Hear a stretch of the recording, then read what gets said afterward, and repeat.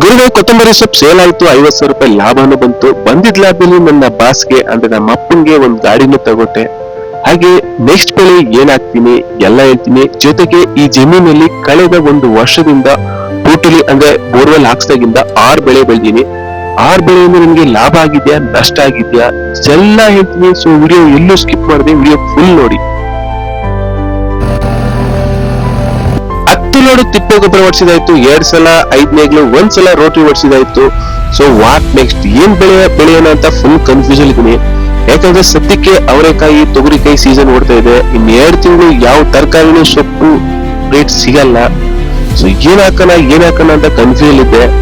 ಅಷ್ಟ್ರಲ್ಲಿ ನಮ್ಮ ಫಾಲೋವರ್ಸ್ ಒಬ್ರು ಕಮೆಂಟ್ ಮಾಡಿದ್ರು, ಅಣ್ಣ ನೀವು ನೆಕ್ಸ್ಟ್ ಏನ್ ಬೆಳೆ ಹಾಕ್ತೀರಾ ಹೇಳಿ, ನಾನು ಅದನ್ನೇ ಹಾಕ್ತೀನಿ, ನಿಮ್ ವಿಡಿಯೋಸ್ ನೋಡ್ಕೊಂಡು ನಾನು ಸಹ ಬೆಳೆ ಬೆಳಿತೀನಿ ಅಂತ.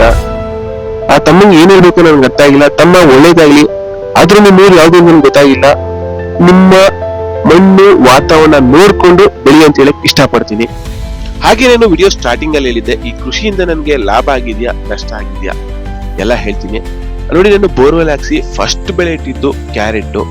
ಒಂದು ಉತ್ಸಾಹ ಇತ್ತು. ಫಸ್ಟ್ ಬೆಳೆಯಲ್ಲಿ ನನಗೆ 3,80,000 ರೂಪಾಯಿ ಲಾಭ ಬಂತು. ಹಾಗೆ ಸೆಕೆಂಡ್ ಬೆಳೆ ಮತ್ತೆ ಕ್ಯಾರೆಟ್ ಹಾಕ್ತೆ, ಆಗ್ಲೂ ಸಹ ಭೂತಾಯಿ ನನ್ ಕೈ ಬಿಡ್ಲಿಲ್ಲ, 3.5 ಲಕ್ಷ ರೂಪಾಯಿ ಲಾಭ ನೋಡಿದೆ. ಥರ್ಡ್ ಬೆಳೆ ಕೊತ್ತಂಬರಿ ಇಟ್ಟೆ, ಆಗ ಸ್ವಲ್ಪ ಲಾಸ್ ಆಗಿಲ್ಲ, ಬಟ್ ಅಷ್ಟಂತೂ ಬಂತು, 25,000 ರೂಪಾಯಿ ಬಂತು. ಇನ್ನು 4ನೇ ಬೆಳೆ ಮತ್ತೆ ಕ್ಯಾರೆಟ್ ಹಾಕ್ತೆ.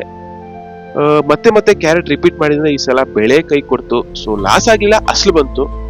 ಹಾಗೆ 5ನೇ ಬೆಳೆ ಬೀಟ್ರೋಟ್ ಹಾಕಿದೆ, ಅವಾಗ 1 ಲಕ್ಷ ರೂಪಾಯಿ ಲಾಭ ಬಂತು.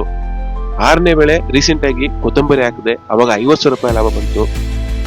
ಅಂದ್ರೆ ಟೋಟಲ್ ಇಲ್ಲಿವರೆಗೂ 8 ಲಕ್ಷದಿಂದ 9 ಲಕ್ಷದವರೆಗೂ ಲಾಭ ಮಾಡ್ತೀನಿ. ಯಾಕಪ್ಪ ಇಷ್ಟೊಂದು ಪುರಾಣ ಹೇಳ್ತೇನೆ, ಏನೋ ಕಡ್ದು ಗುಡ್ಡೆ ಹಾಕಿನೇ ಹೇಳ್ಬೇಕು ಅಂತಲ್ಲ.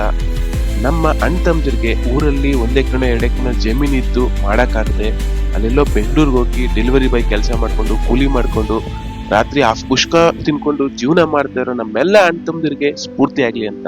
ಹಾಗೆ ನನ್ನ ನೆಕ್ಸ್ಟ್ ಬೆಳೆ ಏನು, ಇದು ನನ್ನ 7ನೇ ಬೆಳೆ ಈ ಜಮೀನಲ್ಲಿ. ಈ ಬೆಳೆ ಬಗ್ಗೆ ನನಗೂ ಅನುಭವ ಇಲ್ಲ, ಆದ್ರೂ ಬಹಳ ಕ್ಯಾಲ್ಕುಲೇಷನ್ ಮಾಡ್ಕೊಂಡು ಆಯ್ಕೆ ಮಾಡ್ಕೊಂಡಿದೀನಿ. ಐ ಮೀನ್ ಬಂಗಾರದ ಗಡ್ಡೆ ಬೆಳೆಯೋಣ ಅಂತ.